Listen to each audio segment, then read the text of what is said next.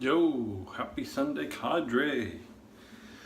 So today, John, or the monkey on theshavingcadre.com, invited us to join him in his birthday shave. So he's using a Gillette Slim from his birth year and birth month, and invited people to use a Slim from their birth year and month if they had it, a Slim if they had it. I don't have any of that stuff. So then his last request was use something that's at least as old as he is. So I do have that. I did a bitty pre-war Gillette Tech. So this guy is pre-war, so that means it was made, I believe it's 1948 to 1953. So older than Monkey is. I've got a feather blade in there, second or third use. The first time I used this thing, I put in a mild blade because I didn't know what to expect, and mentioned that the shave itself was a little bit too mild. Didn't get completely BBS, and somebody suggested, hey, that's supposed to be a mild razor, so you might want to use a feather blade in it. And when I switched to that, they were right. A much better outcome with the feather blade, so that was good. And I think every other shave mentions this, a soap that I should use more than I do. Hallward Streams from Storybook Soapworks. These guys are awesome. People talk about soaps having elite performance or not. Generally in the rating system a lot of people use, that's top of the top.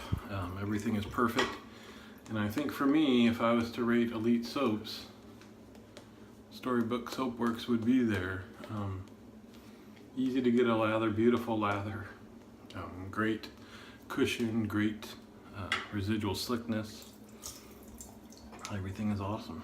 So, happy birthday, John. Here we go with this dude. So let's see if this was made, let's see, pick middle of the range of 50. It would be almost 70 years old.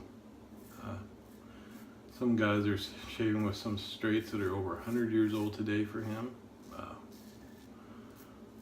But still cool. And of course it's been mentioned, if you're using, if you're into anything vintage, part of that is, you know, you'll never know, but curious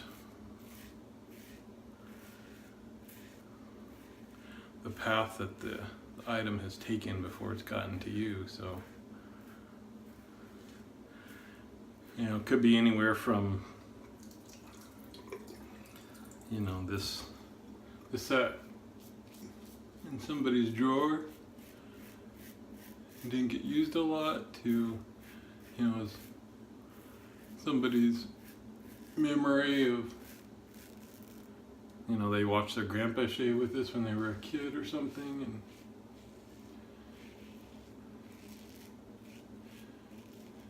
kind of got lost to the estate at the end. You never know. Anyway, you imagine these things have some history on them, right? I got this in a swap from another cadre member, so we know it's at least past hands there. So anyway, for your birthday, John. Now, we talked about his birthday, we can move on to Christmas, right? Just kidding, but I guess really not. I had a grandfather whose birthday was Christmas Eve, and you know, as an adult, obviously you live with that your whole life, but it was always a joke, but one that you don't know if it was, you know, a little frustrating every time, because, you know, we would all be gathered as a family and, you know, you would have to kind of pause Christmas festivities to be like, okay, nope, now we're celebrating Grandpa's birthday.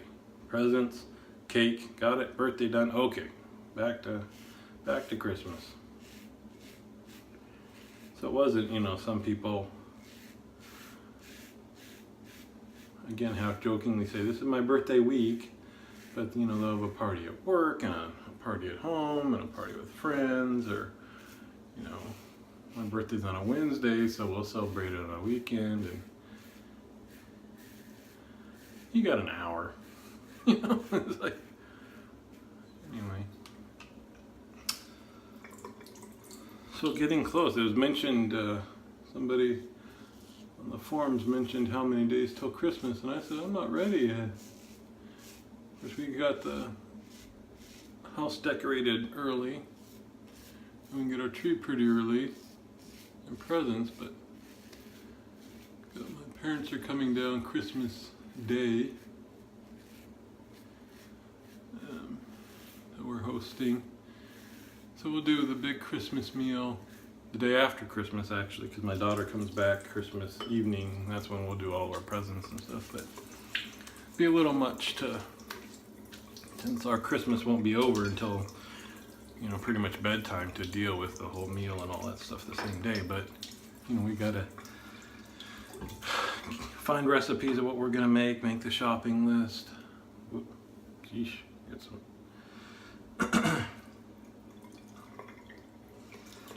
And not only for that meal, you know, what are we gonna have Christmas Eve, Christmas morning, all that. So I'll feel better once we kind of have all that organized and planned and all that. But had my boss's boss had a Christmas party Friday evening, very nice, at his house, and just kind of hang around with co-workers, and some co-workers that have left and kind of still part of the family came, so that was neat. This afternoon we have a Christmas party at another friends of the family's house, and then we're going to a Christmas concert in David Benoit this evening. So full throttle for the holidays.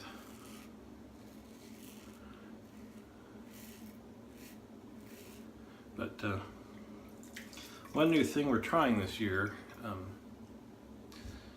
since my daughter will not be back until kind of the evening of Christmas,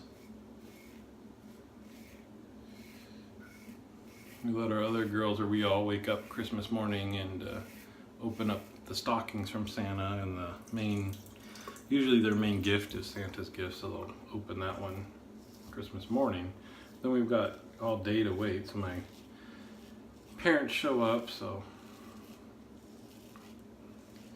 reuniting with them will be part of it. But then I saw this game on Facebook, I don't know if anybody's played it, where the larger the group the better. We're gonna try it this Wednesday actually at work for our department party, but the version, that home version, is you roll dice. Everybody, in theory, everybody would bring 1, 2, 3, however many presents. Again, it sounds like the more presents, the more enjoyable it is. But say you bring 2 presents, do like a white elephant thing where everybody puts them in a pile, picks 2 that are not theirs, and then man, look at all that soap still there. I'm gonna do a little cleanup. That's super slick. You know, I had suds just here, and that was enough to spread all over and do a whole nother pass. But anyway, so say you have 2 presents. It's your turn. You roll 2 dice, and depending on what you roll, tells you what to do with your presents. So it's like you roll a 1 or 2, you pick one of your presents to pass to the left, and so then everybody has to pass one to the left. You roll a 3 or a 4, you swap one of your presents with somebody else, and you pick a 5 or 6, and you unwrap one of your presents. So you roll 2 dice because you get 2 different results, and you do the number on one die with one present and the number from the other die with the other present, but you just keep doing that, and it ends when the last present is unwrapped. So it's kind of like a, you know, the standard white elephant exchange with some more twists in it, because just because, you know, your turn is passed, it'll come back around. So makes it a little tougher to hold on to something you really like. Because anybody on their turn could potentially swap for something that you just got. Anyway, so we're going to try that Christmas afternoon. Have a little present fun until the big event. So pretty good shave. So right now I've rinsed off. There's still some slickness, so you can feel there's some moisturizing properties to the soap.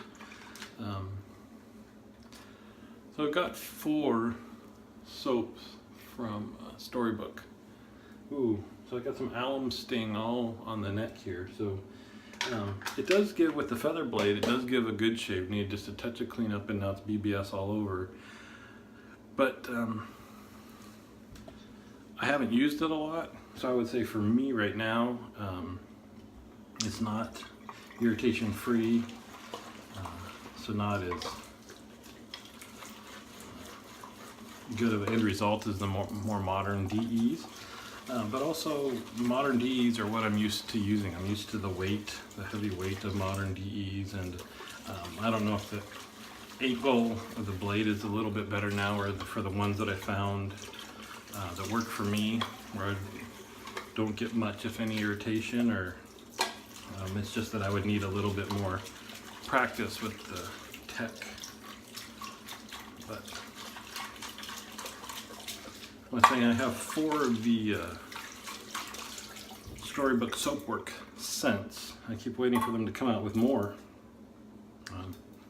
because I love most of them. We've got one called Shaken. It's supposed to be like a martini gin scent or something, which I didn't really care for personally, so I don't have that one. I'm getting ahead of myself. I need to rinse this stuff off.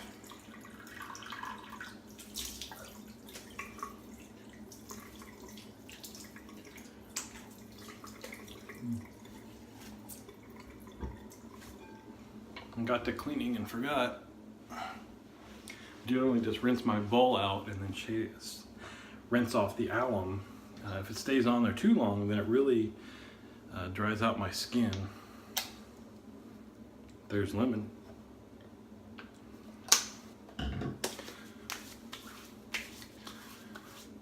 So, and I've got the aftershaves for 3 of them. Next time it comes out with a new scent, so I have to place an order, I might as well get the aftershave for all the soaps that I have. And I wouldn't say that the scent lasts all day, but he's one for me that it does last quite a while. So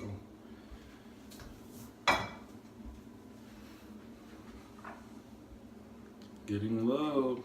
Give you a 2-in-1 finish up.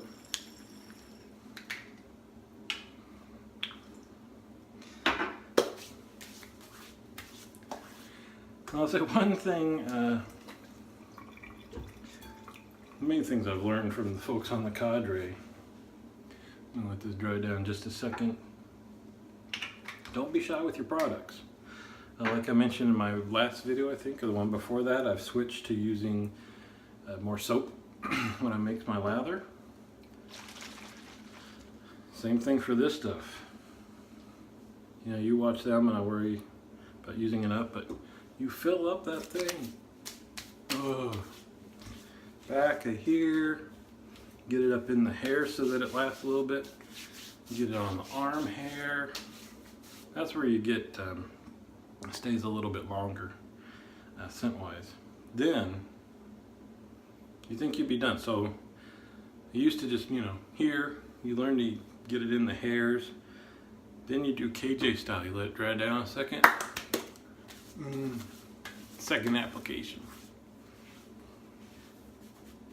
Don't do that often, but the stuff that's an aftershave that I really love the scent, I know it'll stick around a little, but not all day, I load up. So, there you have it. Again, happy birthday, and I'll see you on the forums.